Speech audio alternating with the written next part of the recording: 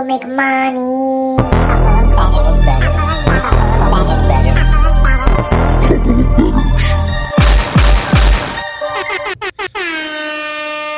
Today's episode of A Couple of Bettors is brought to you by Moneyline Limousine Services. Whether you find yourself in Sin City or you're a Vegas local, choose Moneyline Limo. Moneyline, it's all about the vibes. Take your friends around in style in their newly updated party buses. Whether it's a hotel or the dinner reservations on the Strip, for a wedding, pool parties, corporate event, or our personal favorite, a ride to a sporting event, Moneyline has you covered. Visit their user-friendly site at www.moneylinelimo.com to book your sick ride today. Mention Couple of Bettors podcast, receive 25% off of any ride that's 3 hours or more. All right, let's move on to today's episode. What's up, everybody?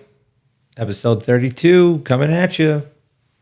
Couple of Bettors coming off a rough week. Rough 2 weeks.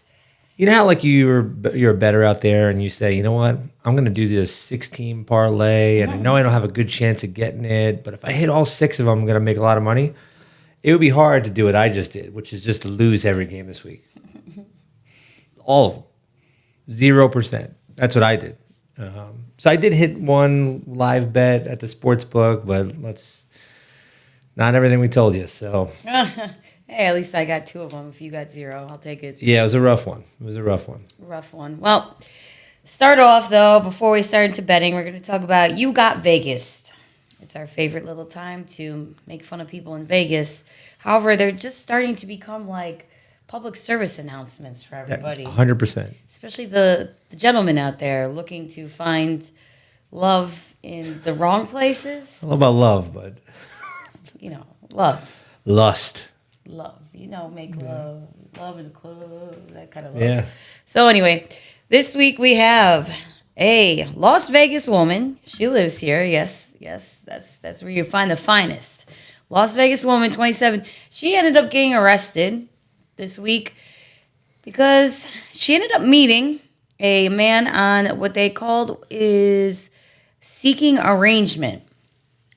You can only imagine what that means. So he kind of knew what he was getting into when they met together, and became her sugar daddy, and he was in his 50s. She's 27. They ended up hanging out one night. After he called her, he was hammered. She kind of took him back to his hotel room. They met up the next morning. They gambled a little bit. He gave her about $400. She was able to actually turn that into $3,700 all by themselves. Good for her. But later on that night, he asked her to accompany her into a U2 show that's at the New Sphere, ladies and gentlemen. Very expensive show, but apparently it's out of this world if you go in there, if you can handle that whole, all around you kind of IMAX experience. So they were at that show, and prior to that show, because she had won so much money, she asked if she could keep her purse in his safe. He's a very smart man, and he said, sure, absolutely. Place your purse in my safe. Here's the code, so if you need to get it out, you can get in and out of it, no problem. She definitely went in, placed her purse right next to his $50,000 in cash, and I think he had $7,000 in chips. No problem. Eventually, she had to use the bathroom while they were at the Sphere, and now, mind you, they're staying at Caesars. She ended up leaving the Sphere without him knowing, headed to Caesars, got her purse out along with the cash and the chips, and it took him like a little over a half hour to realize when she wasn't answering phones, answering texts, that she probably went and stole all this shit. So she did end up getting arrested. She had $11,700 in cash and $5,200 in chips at her home still, but definitely got rid of a lot of it prior to the day she was arrested. So yeah, and it's funny because the guy he realizes that he's gonna get bamboozled here because she's not answering the text. Yeah. She's not in the bathroom anymore, and he immediately is calling Caesars, being like, "Lock my room, lock my room," because he knows. So he knew he was kind of dumb, right? And yeah, look, he was basically going to get a hooker. That's what the situation is. It's always they're fun ways of saying hooker. Yeah. It's almost like he thinks going to this website and going on there, he's going to find the sweet, young, innocent college girl who's just trying to make a few bucks for those college books. It's like, no, the hookers that are out there are also on the damn websites. So who do you think you're going to get? The same girls are going to rob you and steal you and all this other stuff. So, She ain't that good looking, to be honest with you, considering like she seems like you're looking to hang out with someone. I don't know. I think I'd be a little disappointed, but hey, whatever. She did claim, though, that she didn't steal anything. All she did was go back to the room, collect her belongings, her purse, because he was being aggressively abusive towards her, making her feel uncomfortable sexually, blah, blah, blah, blah, blah. But then they ended up searching her home and finding all that stuff. So Yeah, well. So come on, gentlemen, use your brains, not your tiny brains. Use your big brains. Well, I don't know. Maybe that's the opposite for some of you, but you know what I mean. Use your heads. Use the one up here. Up there, not down there, because you're getting money taken from you. And again, can you be upset with her? Not really. So I mean, it's illegal, but it's illegal, but it is stealing. But it's kind of like, what? well, Why would you give your safe combination to this woman that you met on Seeking an Arrangement? Right. Well, you came to Vegas. You wanted to have fun. You had a little too much. You got Vegas. So many ways. So many ways. It's kind of turning out to be like a hooker situation when we're talking about you got Vegas. But that's what Vegas is about. So Public service announcement. public service announcement. Get your shit together, fellas. All right. Next up, let's face it. Go through some people that are in the news. Actually, a bunch of different people in the news for different situations, trade, getting in trouble with the law and all that. So we'll just hop right in. Justyn Ross, this is a guy who plays for the Chiefs. He's a wide receiver. They've been trying to work him into the offense a little bit. He didn't have any catches last week. Andy Reid said, look, he's on the field. We're trying to get him some balls, this and that. Doesn't matter. Doesn't matter. He gets arrested. Mid-season, guys. You're getting arrested in the middle of the season with trouble. Domestic dispute. He got called. The girlfriend went over to the neighbor's house, called, said, look, he just dragged me around the house. Not only did he, kind of was abusive towards me, but he damaged a bunch of shit, which they list, on the reports between $1,000 and $25,000. It's like a grand larceny type of situation. So, yeah, not great. I mean, you're going to be without that guy. So you're not going to be working him into the offense, are you? Good. Listen, he'll probably only be suspended for 4 games because that seems to be what happens when people commit crimes. Or she'll just drop it and he'll settle or whatever, and there'll be nothing. Oh, well, that's true. He'll be back in a week. Terrible. Well, at least we told it to you, so now you know when you look at him. Okay, up next we have Jim Irsay from the Colts. He actually put out there on X, Twitter, whatever the hell you want to call it, that they made a poor call for his team in the last 2 minutes that ended up costing them game. They should have won or at least tied the Browns at that point, and just said the NFL needs to work on it. We need to review every call that's made in the last 2 minutes of every single game because it cost me a win this time, and it happens too much. But again, we're looking at like that's ballsy to say, to come out loud and say it, but also sometimes when it happens to our team, we want our coaches to say the same thing. So, no one's really addressed it at this point, but we just thought it was kind of interesting that he just put it right out there. Well, he said that they admitted wrongdoing, though. He asked them to clarify what the call, because it's a bad call. And then the big thing was he said he said that the NFL said they made a wrong call, which that's not the way to really do it, And that's happened before. I mean, there are plenty of us that have witnessed where you could tell, like, if you brought the referee in front of you after the game, you'd be like, yeah, we kind of fucked that one up. So, again, good job, Irsay, for having the balls, but at the same time, I don't know, that's really the professional thing to do. So, been a lot of bad calls, though. Yeah. So it's like these owners are frustrated. Their team loses. Yeah. What about the Rams game with the Steelers, where the Rams have no more timeouts, right? And the Steelers need a first down to close out the game, and it's 4th down. And Kenny Pickett is basically stopped a half a yard short, and there's 2 minutes and 3 seconds when the play goes off, so he can't review the call. And basically they give him a good spot, and they say first down. And McVay's like, wait a minute, I can't. They're not going to review it. They're like, no, it happened right before the 2 minute warning. They're like, you don't have any timeouts, and his face is just looking at the fucking scoreboard like this is bullshit. So bad spots, bad calls. It's been happening all season. So rough one. Always check the screen, guys. Dude, just pretend you're having a conversation. Look at the Megatron. You always get the right answer there. Up next, we have Chris Olave. Just very strange. He plays for the Saints. He was arrested for doing 70 in a 35.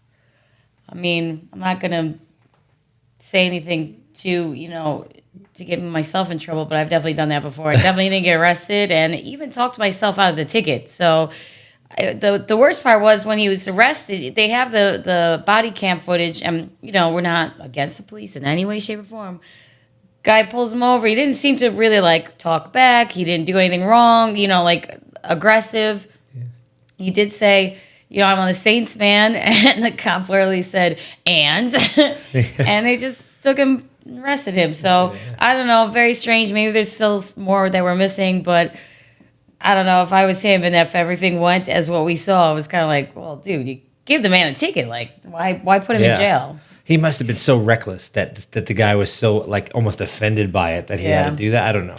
But very strange. For all of those, how many are there where the guy gets pulled over and they're like, "You're Chris Olave," and you're like, sure thing. Sign my. I got a ball in the car. Yeah, they got and. Yeah, and if you're in New Orleans, it's like you love the Saints. It's not like you're in New York where you could love any kind of team.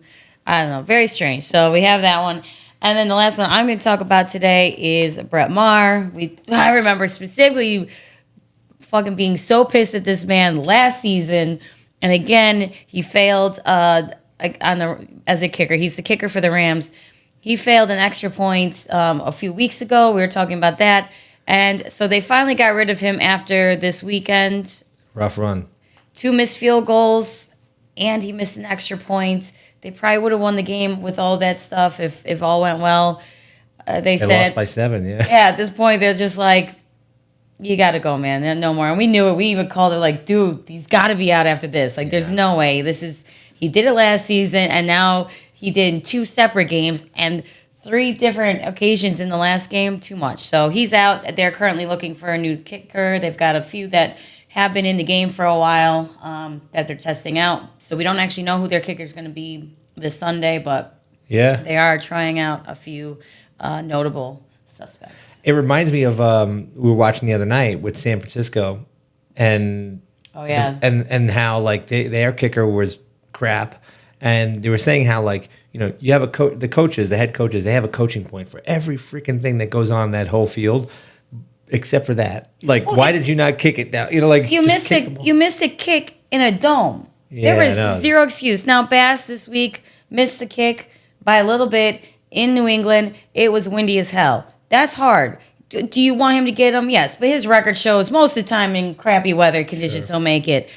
This is a man that all your job is to do is to make field goal kicks. You practice the same one, and it wasn't like it was a deep one. It was a regular, easily accessible kick in a dome, and you missed it for your 49ers team. That I can't get behind. That I can give you an excuse for a lot of things. That was one thing I was like, they're in a dome, there's no excuse. So anyway, sorry. No, it's true. One thing we wanted to highlight, this guy Kareem Jackson for the Broncos.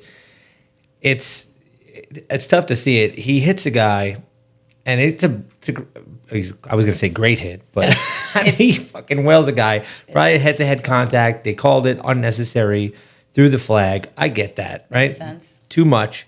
But then they come out after and say, not only are we fining you $50,000, but we're going to suspend you for 4 games for a hit where, in full speed, these guys are running 20 miles an hour at each other.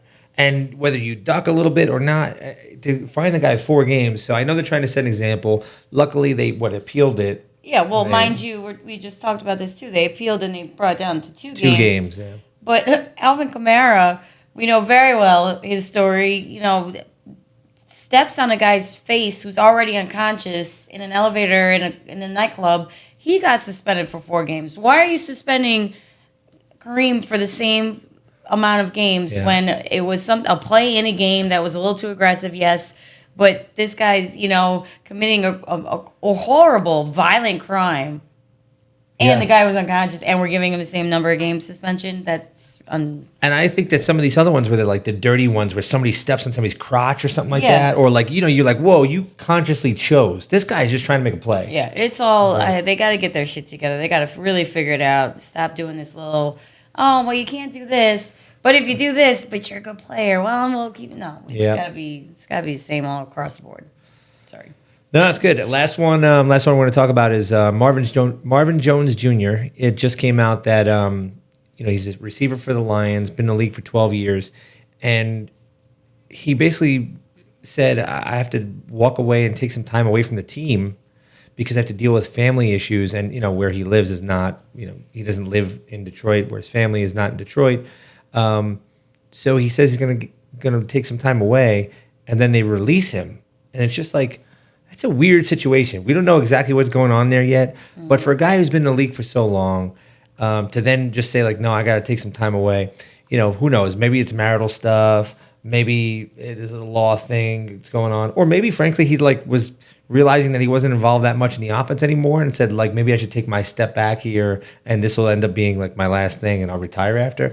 Weird situation, and we'll probably find out more in the coming weeks about what's going on there. Yeah, it's strange. Strange, right? That's the only reason why we're including it. It just seems odd. It's kind of like a heads up. We're going to learn more about what's going on in the weeks to come. Because if you had a family issue, the coaches and coaching staff and the GM would be like, all right, what's going on? We'll figure it out. Let's work together. But to then be like, oh, you have to take time away from the team? All right, we're releasing you. Yeah. It doesn't seem right. So we'll see. Oh, this is not good. All right, let's go with that. How do we do betting? Terrible. Wah, wah, wah. Yes. As I mentioned, I was 0 for 6. 0%. I was 2 for 6, I think I have up there. 2 for 6, yeah. So we had 2 out of 12 bets hit for 16.7%. We bet 12.6 units and lost almost all of them. Yeah. Lost 10.7, wiping out gains for the year. Look, I'm going to put a couple stats up here real quick, but like the public got murdered and we were part of that, right? So we had some bets on teams that the public had. 80% of the public was betting. The Bills. The Bills were one. The Bucks were another one. There were certain games that were actually the other side where we didn't do. Actually, the Browns were another one. Raiders were another one. So all those ones had lost. Yeah, so it was a little bit rough. Oh, the Niners, right? I was a victim of both the Browns and the Niners. Yeah. With the rest of the public. Rough one. So look, you gotta lick your wounds. You gotta come back strong, and not what were you gonna say? Well, I was gonna say there are two. Like I did win on the Seahawks, so do want to thank the Seahawks for covering against the Cardinals. And the Eagles for taking over the Dolphins, because that was fun. I wanted that emotionally, and I wanted it financially. So they said the Dolphins betting, it was like 90% of the Dolphins, the money that came in on the Dolphins, were betting the money line outright. There was 3 big bets that came into Caesars last minute that totaled $500,000. They were all like Dolphins money line, isn't that? Well, when it was 17-17, I walked up to the sports book. I was like, here we go. I need to get this Eagles action money line. Bet them there. Probably actually should have did it with the points. I would have made some more money. But either way, it was the one win that I had, and it was on Sunday night. Yeah. I was happy about that one. But yeah, it was a rough one. So look, we'll move on. Yeah, maybe you want to listen to us this week. Maybe you don't. Yeah, no, come on. This is good. Either way, we're having fun. We're just telling you what we're betting. If we're losing, you're going to realize that we're losing. It's our actual money that we're betting here. It's not like we're just giving you advice and asking you to pay for us. Definitely don't pay for us, no. All right, things to be mindful of this week in terms of injuries. Firstly, for the Thursday night game, it looks like Baker is probably going to play, but he's dealing with a knee. Yeah, they keep saying some kind of knee injury. They're not giving any details, but he practiced today. So most likely he'll be in tomorrow. Yep. And then Knox just got surgery on his wrist. So Knox, if you didn't hear, because you're not really following the Bills, it was just announced today, but I found out Monday that he's going to have surgery on his wrist. So now, of course, they have no idea when he's going to be able to come back, how long the surgery is going to take, all that stuff. So Knox is out for the foreseeable future, hopefully not the whole season, but as of now, there's no timeline. And those guys are banged up completely, especially on defense, where you got Tre'Davious out, you got Matt Milano out for the season, and so on. So I'm interested to see, we'll talk about next week probably, going through a bunch of trades because the trade deadline is next week. It's on Tuesday. Halloween, 31st, 4 p.m. Eastern time. So we'll have hopefully some more trades to talk about. And hopefully the Bills pick up either a corner, maybe a running back. I do have to say, and I didn't even mention this to you, but I did see some whispers around there, because Bills fans like to post a lot of crap, and it's great. It gets very informative. But apparently DeAndre Hopkins on his account, Twitter or whatever, Instagram, I don't know which one. I should pay attention more. But he does not have his team or his position listed. So it's almost like he's hinting around that. Trade me? Yeah, get me off of here. Maybe. I know he was interested in the Bills earlier, but the Bills couldn't afford him. And Dawkins on, again, the Bills, and we'll move on from the Bills. But he gave up. He reworked his contract so that he could open up $3.4 million in salary cap so that they can use it for some of the trades. You don't have to keep finishing things. Just give me a second. I know. I just need a second. We always finish each other's sentences. And yeah, you're just interrupting me because you're like, you're not going to know this language, but I do. I am a man. Let me mansplain to you what it is. So anyway, all these things, we're definitely going to be trading in for somebody that's going to be a little pricey. And again, shout out to Dawkins for taking one for the team, literally, because that's going to be very helpful. Yeah, that's all I have to say about the Bills. Sorry about that. Didn't mean to go into the whole Bills thing. Yeah, we'll just talk about a couple more that are going to be really impactful. So Ryan Tannehill is out with the ankle injury. So Will Levis is going to be playing. Yeah, exactly. So he'll be playing for them. Other ones, Daniel Jones, not cleared yet, but he's practicing. So it seems like they're leaning that way, but he needs to be medically cleared. Yeah, but I think they want Tyrod to kind of stay in anyway. So if I was them, I'd keep him in until Danny Dimes was 100% healthy. Yeah, why not? There's no rush. Deshaun Watson going to be out. Looks like really the shoulder thing is the issue. Debo out again. So that was one that kind of hurt, I think, the Niners there, besides seemed Trent like Williams. it. Yeah. And then Justin Fields out, so you're going to see Bajent again, who looked pretty good. Division II guy, pretty pumped for that guy. And then Jimmy G, questionable, but probably out. It's his back, yeah. It's not going to be a quickie. Has to be cleared for from the doctors. All right, so let's get into those games. First up, Thursday Night Football. Tampa Bay Buccaneers going to Orchard Park to take on the Buffalo Bills. Not New Jersey, New York, just to clarify. Yeah. Oh, God. Listen, I don't even know what to say. Like, the Bucks are terrible, but I don't know anything about the Bills anymore. It should be a game that they win because they're at home. They are better than the Bucks team. They're missing most of their defense, though, and Knox now has to get wrist surgery. I don't know if they're going to make the -8.5, people. I got to tell you, they have not been covering -8.5 points.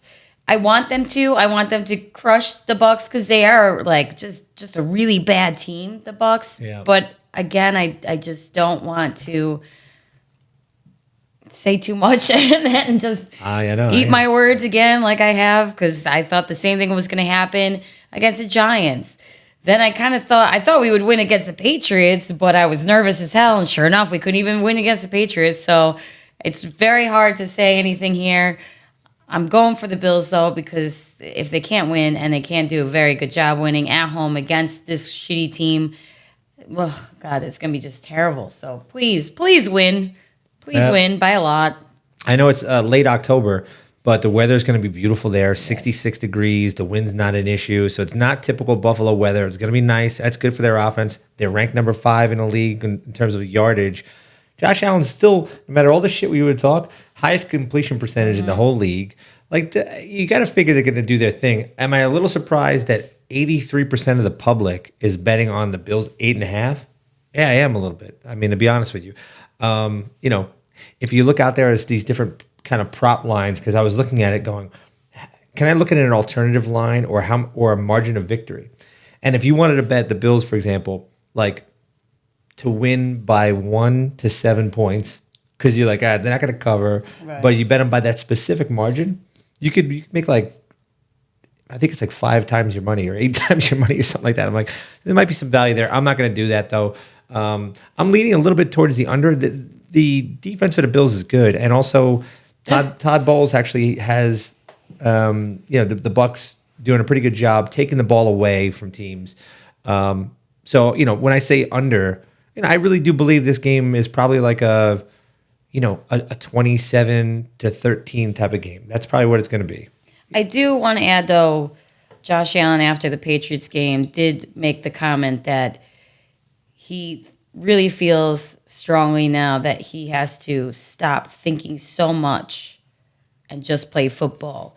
So Josh Allen might just Josh Allen it and mash all the buttons again, which will be very entertaining. I highly suggest you watch this game. Yeah. And that could,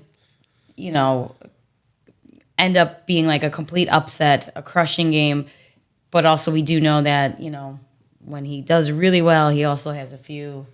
Yeah, he'll throw 4 touchdowns and then maybe 1 interception and a fumble. Yeah, so whatever. It should be an interesting game nonetheless. Yeah, definitely. All right. Worth a watch. Go Bills. Come on, guys. Please go. And Bills Mafia, I know you're going to be out there. You're at home. You're in Orchard Park. It's going to be a beautiful night. Get after it. Be loud. That always gets us a win. Definitely. It's the right tailgating weather. All right, next up, New Orleans Saints going to Indianapolis to play the Colts. Look, I mean, these guys are both coming off losses that are last second, right? So you had the Saints had a shot there because I know because there was betting involved here, but Carr drops in a perfect pass to the tight end. He just drops the ball. Then 4th down, they don't convert. So could have been a win there. And then the Colts, without those bad calls, could have been a win. So coming up, both of them probably frustrated. I know that. Yeah, but I really, truly believe that the Colts are the better team here, and they're playing at home. They've had better wins than who the Saints have been able to win against, and stronger. They've been winning by more points than the Saints have. So that's why I'm taking the Colts at -1 at home against the Saints. I think that's going to be a winner. Yeah, it's funny that offense. The coach that they hired for the Colts, he's an offensive guy.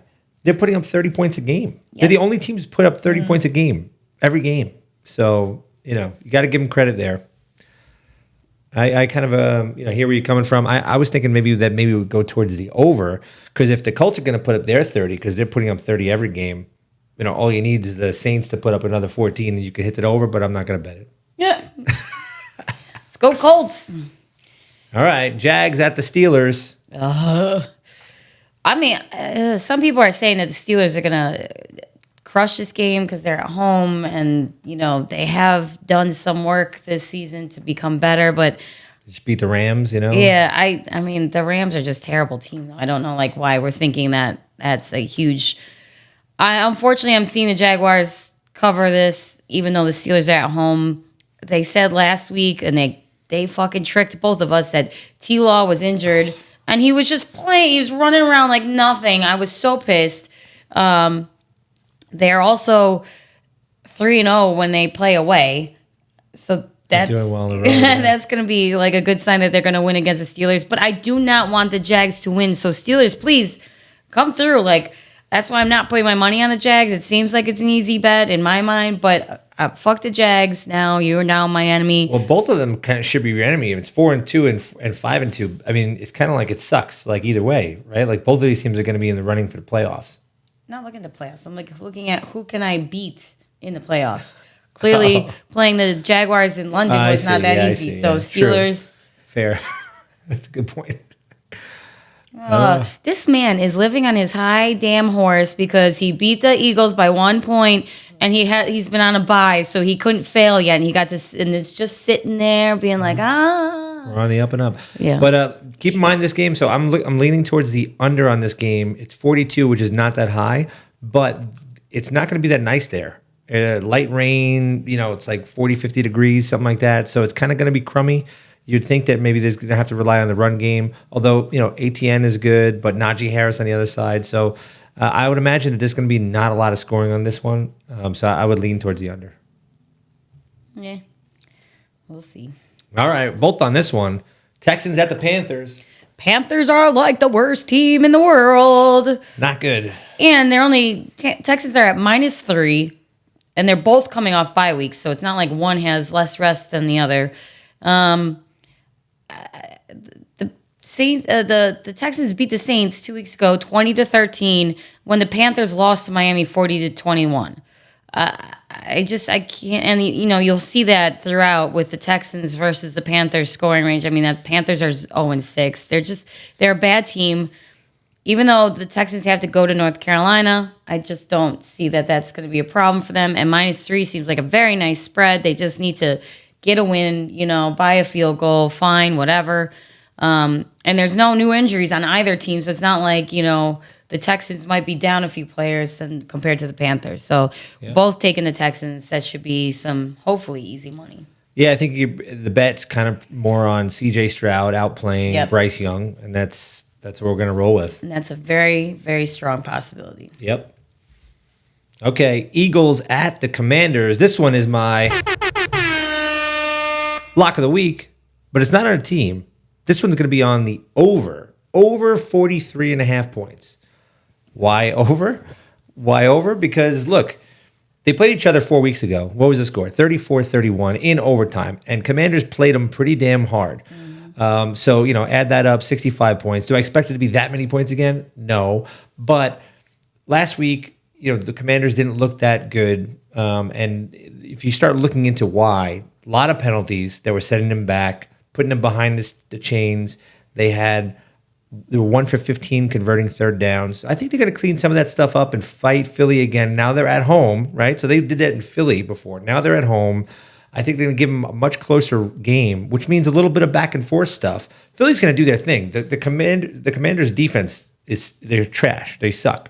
And do the tush push a lot. Oh, hell yeah, right? I mean, like Philly just does that every time they need a first down. They get it going. So I just think that this is a game where we've seen this one play out a little bit.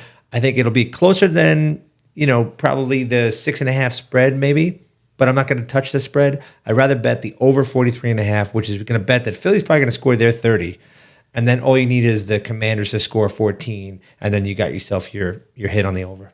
I would just lean on the Commanders covering that plus 6.5 spread. That's a decent spread. And the Eagles have not been, crushing teams lately. That if they win, they're losing by a few of them. And if they're winning, it's just barely. So, Commanders have a shot at least if they don't, not necessarily winning this game, doing it by plus 6.5. So, right. But I'm leaning on it. I'm not even putting my money on it. I have a lot of other games that I prefer. So that's my theory. Yep. All right. This is my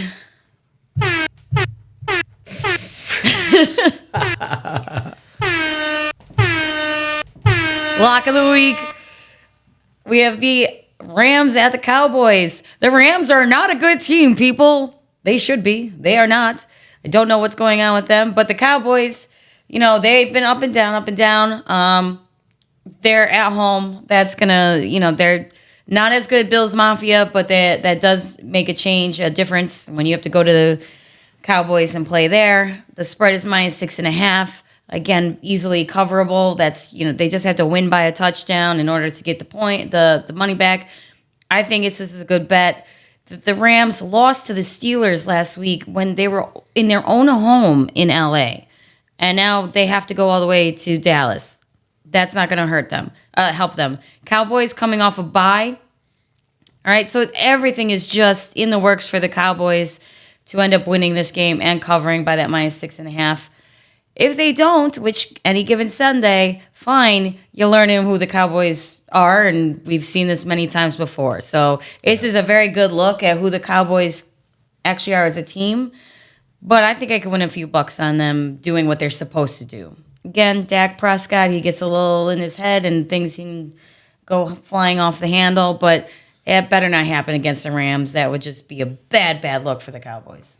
I agree. I'm on it also. I think that the Cowboys should be the better team here, and you're right. If they don't pull this one out, if they don't win this one by 7, you're starting to think about what's going wrong here, right? What do they have to do differently? And I think they've already had that little bit of that introspect because they had those couple losses where you went, what? Off the bye, more time to think about it, more time to prepare. Yeah, hopefully, I think that's an easy one. All right, here we go. Boo. New England Patriots going to the Dolphins. Boo. Divisional matchup. I mean, these divisional things are always tough, right? They always know each other very well. They play each other very tight. 9.5 point spread for a division game is tough. I mean, look what just happened with the Buffalo and the Patriots. It was an 8.5 spread. Yeah. and they lost outright. So like you never know, right? And the Pats are putting some things together a little bit. And we probably prefer, both of us would probably prefer that the Pats win this game from a divisional standpoint, so that we can, so that the Dolphins end up at 5-3. If you guys pull out a win on Thursday, you're 5-3. You have the tiebreaker. Now you're in first place. Sorry, when we pull out a win at 5. Okay. Any given Thursday. It's any given Sunday. Yeah, I don't know. It's a rough one here. I would just lean on the Dolphins covering this spread, but you're right. I think it's a high spread, so I wouldn't put my money on it, but I wouldn't put my money on either of these teams. That's why you're both just leaning. Yep. The Patriots have a good defense. They're the 9th ranked defense. Yes, they do. Learn that this weekend. But they're going up against the number 1 ranked offense. So who's going to have a better day? I mean, the under, it also sounds like a very good bet here because of that. So that's what I'm thinking. Yeah. I would. And if you listen, you bet the under, it just makes them both look like shitty teams. So go ahead, bet the under. All right, moving on. Oh, look at this one. New York Jets at the New York Giants, playing in Jersey. The same place that they always play, both teams, MetLife Stadium. In New Jersey. Which is a stone's throw from Manhattan, which is considered the heart of New York. Hours away from and the world. New York, Manhattan area, not stone's throw. All right, well, look, the Giants are coming off 2 games where they played really well, right? They got the win last week. The week before, it played Buffalo very hard. Yes. Tyrod's been in there doing his thing. But look, they're not putting up any points. They put up 14 points for a win last week. They put up 9 points against the Bills before that. You think you're going to go to a Jets team and put up a bunch of points? I don't see that defense letting up. So look, I'm on the Jets here -2.5. I just think that it's only going to take the Jets 17 points to win a damn game. So Daniel Jones is probably going to be out. 69% of the public is going for the Giants on this one. Maybe because they think they're home. What's the difference? They're going to go across the field and sit on the other side of the field? No, this has nothing to do with home. They both. This is the weirdest situation. I have both teams playing the same stupid thing, and Jets have to go to the visitors' locker room where the Giants do not. That's dumb. Dumb. I'm leaning on the Jets. I'm definitely refuse to put my money on them, but I do understand what he's saying, and I kind of think that the Jets will be able to cover. One thing I would say, though, is like to pay. I mean, this is the problem with like injury reports and not knowing exactly what's happening here. Look, the Jets coming off a bye week. They beat the Eagles. Before that, they were without a bunch of players. We still don't know if they're back yet. So Sauce Gardner and DJ Reed are in concussion protocol. That like they're practicing today, and they need to get out of that over the next few days. But there's a possibility that by the time you get to Sunday, Saleh said in today's press conference that they might act. There's a possibility that it's going to go up to the game day before they figure out who's going to play. So that kind of, to me, having your starting corners not be able to play the game sucks. Well, what do you think the spread would go up to if they announce Sunday or Saturday that they are going to play? If they said both guys are going to be on the field, I think it maybe moves a half a point just because like they beat the Eagles without those guys. So then maybe they're still thinking the other players are still good. But I do think that they should mean if both of them are playing, that should give you some juice. Guys, if you do want to take the Jets spread, I would take it today. Just in case, because there's either it's going to be no Sauce Gardner and whoever else you're talking about. DJ Reed, yeah. There you go, Reed. Or you're going to have both of them, and you get to save that half a point. So. Yep. Next game sucks. Nobody cares. Falcons at Titans. I'm leaning on the Titans. I just think they're a little bit better than the Falcons, but specifically because my buddy here found out that the Titans are 5-0 off bye weeks under Vrabel since 2018. So if you're 5-0 off of bye weeks, probably going to win. They're at home. But we don't care. No one cares about the Falcons and the Titans. So look, the Falcons' defense has been pretty damn good. They're ranked 3rd in the league, and they've only let up 1 rushing touchdown so far, and that's the least amount in the whole league. The one thing I will say is that when people thought about Will Levis, which they drafted, and they think about Tannehill, they were kind of saying, when do you think Will Levis will be starting over Tannehill? Because they were drafting a guy to probably replace him. And a lot of people were circling, like, if you had a right time to do it, it'd be somewhere around the bye week, so you can give him 2 full weeks of practice to then play. Mm. So the question is like, is if Tannehill's ankle is actually hurt and it's not good and he can't really play, what a shitty timing that he might be giving up his job for the rest of the season or forever.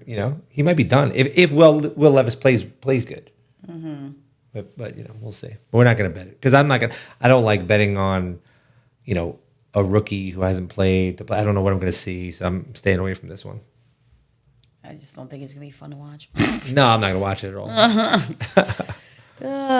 All right, well, we got the Vikings at Green Bay. First of all, Green Bay, suck it. You couldn't give me my lock of the week last week. That just was mind-boggling. You let the Broncos win by a couple points. And Russ Wilson, I'm sure if I paid attention to the game, which I did not, probably screwed up somewhere and he still couldn't win. So, anyways, I'm taking the Vikings for that reason because I'm butthurt about that. But also, they're going to Green Bay. Not a big deal. Vikings just won against the 49ers. They're going to have a little swag, a little pep in their step. It's 50% chance of rain, 42 degrees. That might affect things a little bit, but they have a spread of -1. So, and the Green Bay, you lost to the Broncos. So I have no faith in you at all. I'm taking the Vikings, actually putting my money where my mouth is. Let's go, whatever this is, crap. You guys do the skull, whatever skull means. Yeah, whatever. Do that all game. Love the Green Bay fans. You guys are the sweetest things in the world. However, your team couldn't cover my lock of the week. And the Vikings beat the 49ers, was also ruined another bet that we had last week. So absolutely. Go Vikings. Now it's your turn to make me some money. Yep. I mean, Kirk Cousins is playing lights out. I mean, stats are insane. And it's actually without Justin Jefferson. I don't know if he's coming back, but it's like, geez, this guy's playing, he threw for 378 yards, something like that. Crazy. Yeah, we've kind of been putting him to the side, but we'll see. All right. We're going to go Cleveland Browns at the Seahawks. I mean, I don't know about this one. Well, Browns don't have Watson anymore. They don't have Watson, but, P.J. Walker is not playing that bad. He's the one that helped to beat the 49ers, and then he just helped to beat the Colts, really, because Watson was knocked out earlier in the game. But, I was saying that the Seahawks haven't scored a lot in the last couple games since coming off the bye week, where, you think about the Seahawks, they've been scoring like, 30, 40 points. Right. They were awesome. And then they got off the bye week and they just like have been limping along, not really doing that well in terms of scoring. I mean, they covered recently, but yeah. Well, they're home. That's helpful. I always find it helpful, especially certain teams. The Bills and Patriots in certain areas, they cause a lot of havoc when they're at home. But Seahawks being home, I think, is helpful. And I don't know.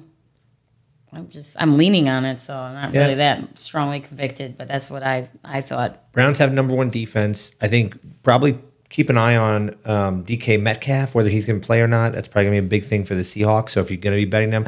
But it looks like 84% of the public is on the Seahawks here with the -3.5. And I get it.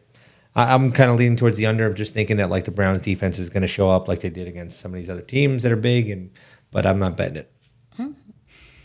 So funny. Okay, we're both on this one, and this hurts a little bit. This hurts a lot, but I kind of want some free money because lost a bunch last few weeks. So. Sometimes you gotta just take them when you see the dollar on the ground, just pick the dollar up. I'm picking the fucking dollar up. God damn it, I hate this so much. Kansas City Chiefs at the Broncos, division matchup. Kansas City going on the road to a Broncos team that's defense sucks.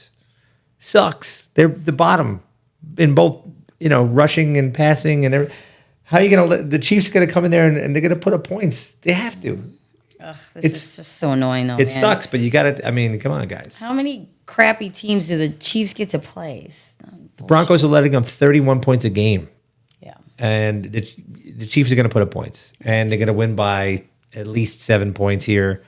I mean, I don't think this is the week that everyone goes to the Chiefs and says, "Oh, they don't cover. They actually don't cover." We all said that, but this one, again, if they don't cover, good, yeah, exactly. Fuck you. If you don't cover, no, lose then. Yeah, but they don't. That's a problem. They don't cover and they don't lose. But if you can't cover the spread at the Broncos, I actually will be kind of happy that I lost money because it's just you are a bad team. You're the bad team that I always thought you were. But just don't win by 3. Yeah, whatever. It's fine.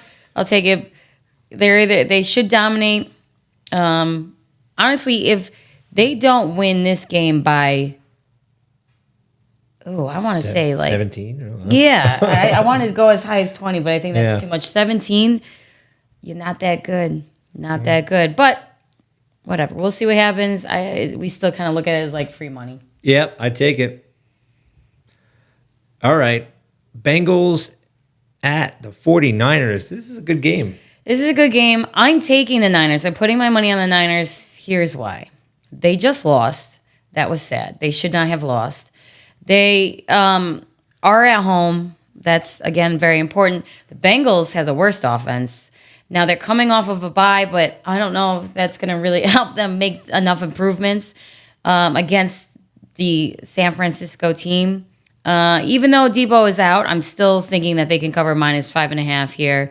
And if they don't cover this and they don't pull out a good win, they're going to be looked at like the Bills. Like it's going to be the whole situation again where, oh, did we get too excited about these good teams? Are they now bad teams? So I realize they need it just like the Bills has been needing it. So I'm taking them at -5.5 at home. Look, that's. I think most of the public, so 63% of the public is on the Bengals here. And coming off the bye, I get it, especially when the Niners are just, they have those 2 losses in a row. And some people are saying, did they kind of figure out Brock Purdy? Like a lot of times when you get these young quarterbacks and stuff, it takes a game where an opposing defensive coordinator figures out how to scheme against them so that they can actually take things away that they're good at. And when it happens, the next guy learns it. Oh, what did they do just to stifle this guy? I mean, Whose side are you on? You're leaning on the Niners here, and you're talking about how people figured out Brock Purdy, and you think the Bengals figured out Brock Purdy? Like, what the hell's going on? That's why I'm not betting the game. I would get it if you were leaning on the Bengals, but you're leaning on the Niners. Well, I hope the fucking Bengals didn't figure out Brock Purdy this one. And I hope if I ever have to play the 49ers that McDermott figures out Brock Purdy, but what the hell? Well, there's some nugget of information. Just putting it out there. Yep, well, there we go. There we go. All right, moving on. Baltimore Ravens at the Arizona Cardinals. I mean, the Ravens like 5-2 here, and they just beat the shit out of the Lions. I mean, beat the shit out of them. Right, but I'm going to interrupt with this because as a diehard for life Buffalo Bills fan, I've seen this happen before many, many times, and I'm pretty sure the Ravens are just like the Bills. They have an amazing, outstanding, crushing, demolishing win where everybody's like, oh my God, that's the team. They are the team. I thought they were going to be like this. And then they play the next week, and it's wah, wah, wah. So I feel like that's going to be the situation here, especially with a +8.5 spread. So if I were to put my money on, I would go with the Cardinals. Cardinals are at home. Cardinals, they're not awesome, but they're not terrible. And again, with the Ravens, the way that they are with Lamar, the way he is, there is a good shot that it's going to get all fucked up this week. So again, maybe just stay off of it. Yeah. But if I really had, with a gun to my head, put money on it, I would do the Cardinals. Yeah, I kind of lean on the under here. They're under 44. The Ravens have an amazing defense. So, I don't know how much scoring is going to be in total. So I was kind of leaning on the under 44, but I'm not going to bet this one. Staying away. Do you want to talk about how? No. Okay, good. That's what I thought. No. And then we have the Bears at the Chargers. We're both basically not betting on this because we will not be paying attention to it. I think we'd fall asleep if we had to watch it. So, we're leaning on the Chargers. They're the better team. They're at home. -8.5, though, is a very high spread. And and the Bears have only won to 2 kind of crappy teams. They've lost to some really bad teams. It just doesn't make sense. Fields is out again, and they got to travel all the way to the West Coast. So it really should be a Chargers win, but I don't know if the Chargers are good enough to cover by 9 points so that you could get some actual money out of this. So might as well just stay off of it, to be honest. Yeah, and they had that guy, the new quarterback for the Bears, Tyson Bagent, who came out of a Division II school. He's got now a full game of tape. So it's a weird thing when you go in against a rookie, you have no idea what to expect, really. You get a couple preseason games to look at. But now that they have a full game of tape, you got to imagine that the Chargers are going to be able to say, all right, what are we going to do what are we going to do to figure out this guy on the Bears and shut him down? So we'll see. I mean, look, I always like a good story like that. Wouldn't it be great if that guy took over the jobs and Justin Fields eventually like just gets traded away and all those other things? Probably. I like the underdog story. So. Well, Justin Fields doesn't need to be traded. No, I'm just saying. That's not nice. No, it's not nice. Kyler Murray needs to go, though. All right. So that was, by the way, Sunday Night Football. This is Monday Night Football, the last game of the week to make up for it if you didn't do that well. Last week, although I didn't do well, I said I'm not betting the Monday Night Football game, and I stayed away from it. So it depends on what you want to do here. But the Raiders going to the Lions den. Yeah. I mean, the Lions just got their asses handed to them. They did.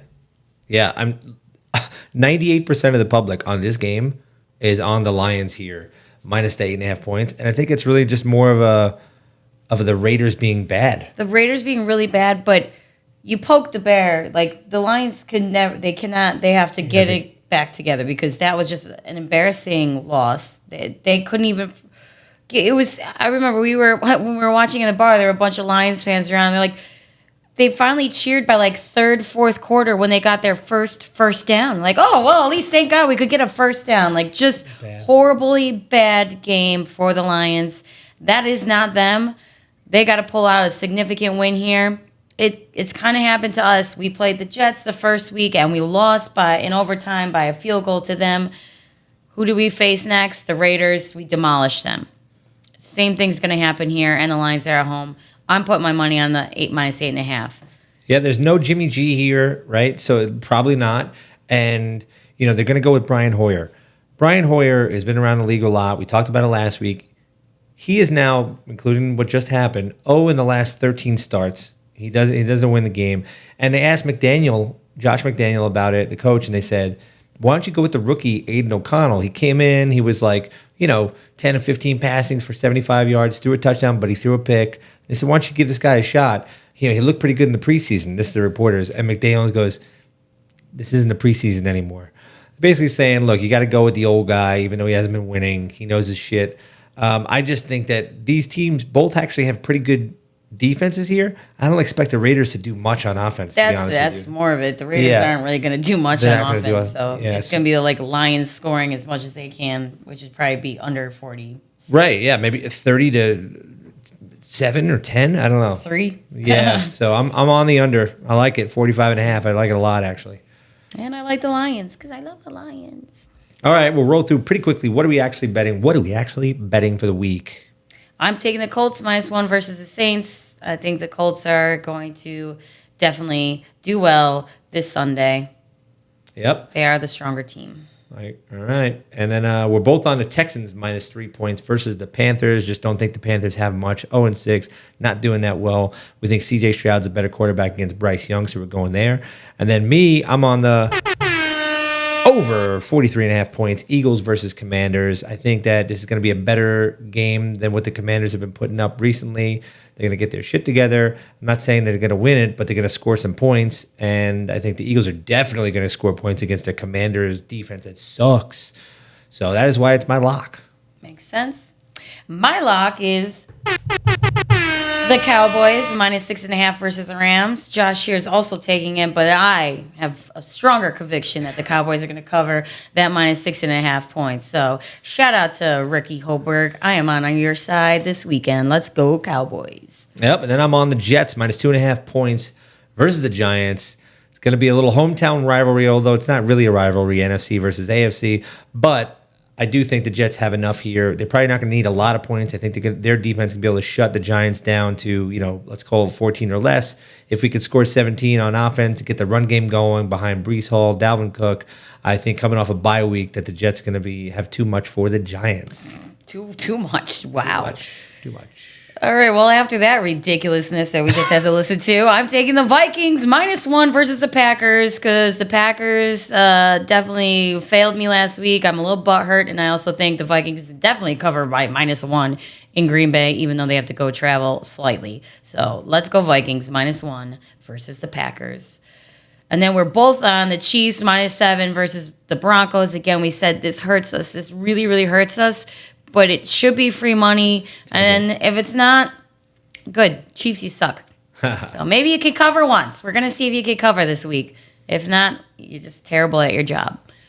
And then I'm taking the Niners at -5.5 versus the Bengals. I think the Niners are due for this win. They need it for after the last 2 weeks. The Bengals are not good offensively this year. And I think because they're also at home, the Niners, they have a huge shot at rolling over the Bengals this Sunday. Oh, man. And then I have, I got a lot going on here. Then I finally have the Lions at -8.5 versus the Raiders. We were trying to root for the Raiders. The Raiders are terrible. They can't pull out a win. Lions are at home. They were actually like demolished embarrassingly last week. So this is their comeback game, and it's very doable against the Raiders when, especially the Lions are at home. -8.5. That's Monday Night Football. I'm going to go with the under in that game, 45.5. I just don't think the Raiders have enough on offense to be able to put up much points here. So therefore, I think that like that under 45.5 is going to be a pretty easy bet. She could win her Lions bet, and I could win my under bet, and everybody goes home happy with a Monday Night Football winner after winning every single bet before that for the whole weekend. And the Bills winning tremendously on Thursday Night Football. Yeah. All right. It's a lot of games going on. Hopefully we can come back, snap back week after a bad week last week, and go out there and have a little fun, you know. Mm-hmm. We got Halloween type of weekend festivities planned, so it'll be interesting to mix some games into that. We're going to go to a craft fair. It's going to be a lot of fun stuff. Why are you telling people that? Well, I want everybody to know where we are in case we get murdered and they're going to say, wait a minute, they weren't supposed to go down to the biker gang rally. They were supposed to go to a craft fair. I'm sorry you all had to just sit through that. That was a waste of time.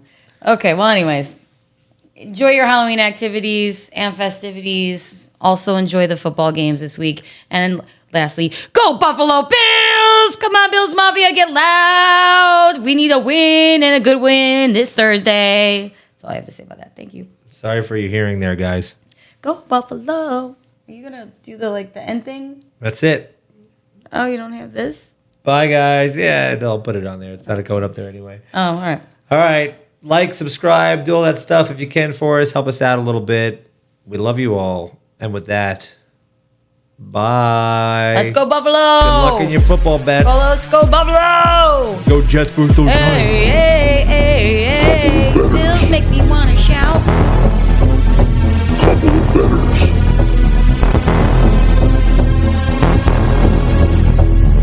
I want to make money. Couple of bettors. Couple of bettors.